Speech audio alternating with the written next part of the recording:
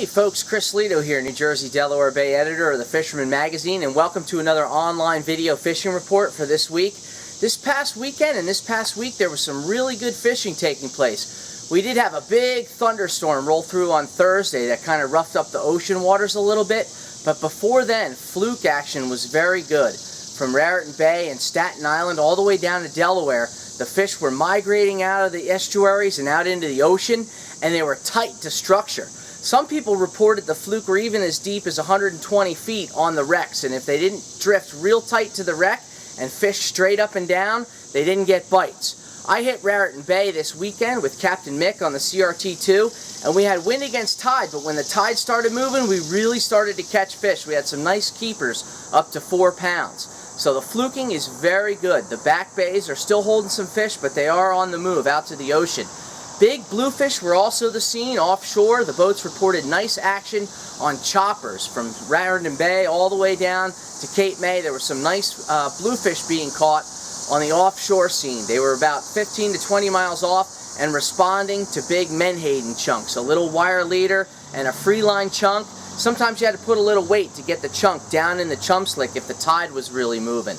Offshore fishing is fantastic. The Linden Coal Canyon has gotten the top spot as far as the place to be offshore. There's a good daytime chunk bite on yellowfin tuna.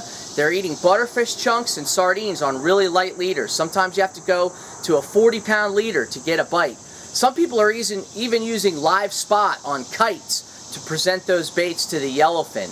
Surf fishing is very good. There's a lot of smalls in the surf, some kingfish, some croakers, but the brown sharks are taking center stage down around Brigantine and LBI. The night bite on brown sharks is still very, very good. Over the week, the Forked River Tuna Club held their 57th annual tournament, and a great event was had by all. Paul Hartel won that tournament with a 10.19-pound fluke, and then Pete Santoro won with a 16.79-pound blue to win that fishing tournament. The big Do AC Fishing Challenge was held over the weekend at Gardner's Basin, and I was down there. It was awesome. There were peanut bunker all in the inlet and going into the basin, but that was a great event. The fluking was a little off because the ocean was inaccessible due to the blow. It was really rough, and a lot of boats reported trouble fishing outside.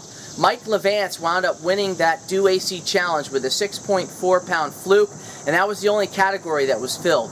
The Beach and Boat is going on. The Dreamboat Challenge is going on. We still got some entries yet to be filled in the Dreamboat Challenge. So get out there, check the online stats on thefisherman.com and also in the printed edition. The Mid-Atlantic Tournament wrapped up this week, and it was awesome. An 847-pound blue marlin was caught by the crew of the Why Not out of Maryland. Also, the Canyon Runner out of Point Pleasant won the tuna category with a 123-pound tuna. So check out the stats and the results at www.themidatlantic.com. Here's one for the unusual catch files. You never know what's going to happen when you're out fishing. And this week, an 85-pound wahoo was caught by the crew of the King James. Listen to this. They were just 6 miles southeast of the Ocean City Reef, battling some rough seas and putting out the trolling spreads when the reel started screaming and the wahoo finally came to gaff. So fishing across the region from top to bottom, from Staten Island all the way down to Maryland, is very good. We do have Tropical Storm Cristobal. It's going to roar up the coast this week, or offshore. So the waves and the wind and everything's going to be a little rough. So concentrate those efforts close to shore and on the inshore grounds. For now, this is Chris Lido with the Fisherman magazine and the fisherman.com, reporting live from the field.